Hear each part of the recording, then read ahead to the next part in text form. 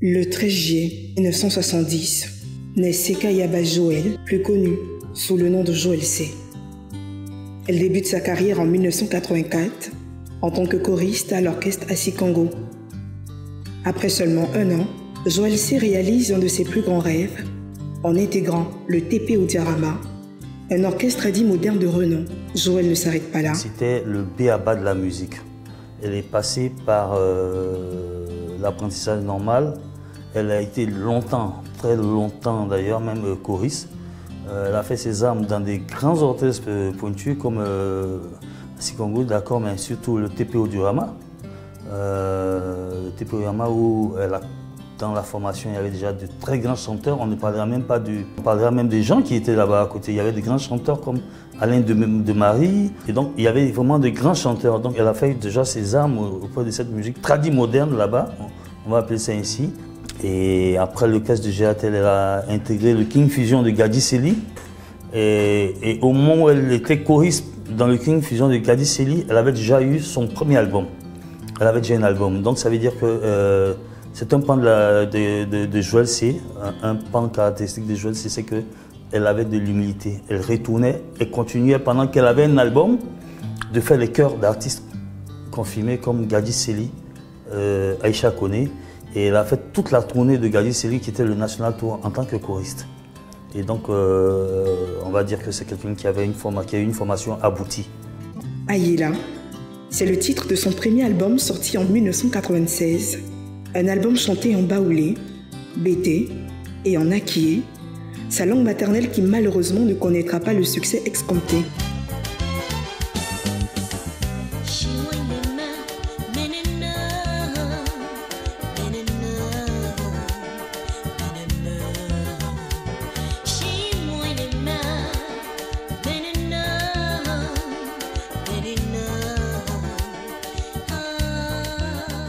Le premier, c'était peut-être pas le gros succès attendu, le grand succès, mais c'était déjà un passeport. À ce moment, on connaissait Joël Seka, elle était sortie sous le nom de Joël Seka, qui est son patronyme, qui est son nom. Mais pour ne pas faire d'amalgame après, quand elle arrive à son avant-dernier album, qui était produit par De Monceau, l'amalgame qu'elle ne voulait pas faire, c'était que tout le temps qu'elle soit comparée à Monique Seka, tout le temps qu'elle soit comparée, qu'il y ait soit la comparaison ou bien le lien de parenté, et elle voulait se démarquer. Elle venait de faire une conversion aussi au christianisme. Et cette conversion donc de Joël C, c'était Joël Christ, Joël en Christ. Donc elle est partie à Joël en Christ. 2 ans après Ayela, Joël C sort Jala, son deuxième album, un opus très bien accueilli par les mélomanes. En 2002, elle est révélée en Côte d'Ivoire et dans d'autres pays voisins, tels que le Ghana et le Mali, grâce à son 4e bébé qui a pour titre « Prends-moi, c'est l'amour ».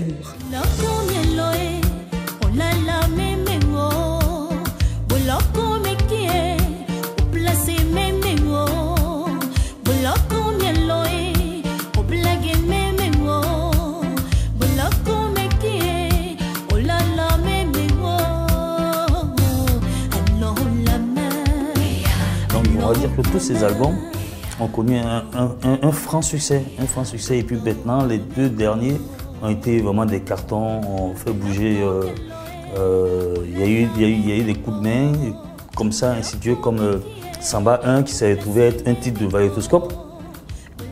Et naturellement, on ne peut pas écouter un titre comme ça en boucle, où des groupes s'entraînent, répètent là-dessus, dansent là-dessus, venir faire des prestations à la télé, sans que ça ne devienne un carton.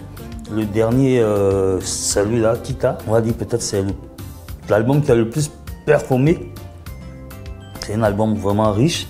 Tous les titres étaient dansants. Elle était revenue avec un style vestimentaire qu'elle avait développé avec sa cravate sur cette tenue de scène qu'elle jetait comme ça négligemment. Et ses danseurs, naturellement. Et ça a été une tendance, ça a été une mode. Et voilà qu'avec cet album, avant cet album, on fait plein. En fait, ça a été vraiment le pic de ces albums. C'est le Graal pour Joël C parce que l'album connaît un grand succès et lui permet d'être au pinacle de la musique ivoirienne, car elle remporte le top d'or du meilleur artiste ivoirien dans la catégorie variété en 2003. 4 ans passent et les fans de Joël continuent de savourer ses belles mélodies. Fort de ce constat, Joël convoque ses fans au Palais de la Culture pour son premier spectacle live et elle fait salle comble à la 1500 places. Parce qu'Anta n'avait jamais fait de concert à elle seule en Côte d'Ivoire où elle était portée à l'affiche. Elle avait participé à des grandes scènes. Elle avait fait la Nuit des Étoiles que nous produisions à l'époque et nous l'avions intégrée là-dedans parce qu'on pensait qu'elle faisait partie des... Elle était arrivée à maturité, qu'elle faisait partie des meilleures chanteuses de Côte d'Ivoire aux côtés de Naya Kabel, de Aïcha Koné, de Chantal Taïba, etc. Alors maintenant, il fallait faire ce concert et c'était son concert à elle, où elle était au haut de l'affiche. Et là, elle me dit, je ne sens pas parce que l'album, ce n'est plus une nouveauté. Après tout ce que tu as dit, si ce concert-là, il ne marche pas, tu tues ma carrière. Là, c'est fini pour moi. Je lui ai dit, d'accord, j'écoute, je réfléchis, Le lendemain, quand on se voit, je lui ai dit, ça va être le début de ta carrière, ce concert. Ce concert va te révéler.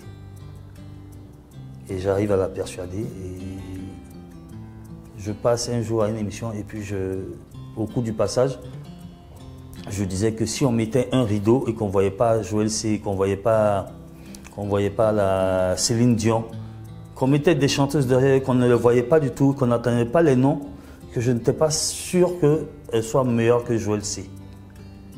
Et ça, cette phrase-là lui a donné du tonus, lui a donné de l'envie, de l'allant, de l'entrain. Elle a compris qu'il y a des gens qui croyaient en elle. Et elle a dit, on va le faire. Advienne que pourra, on va le faire. Et ça a été un franc succès.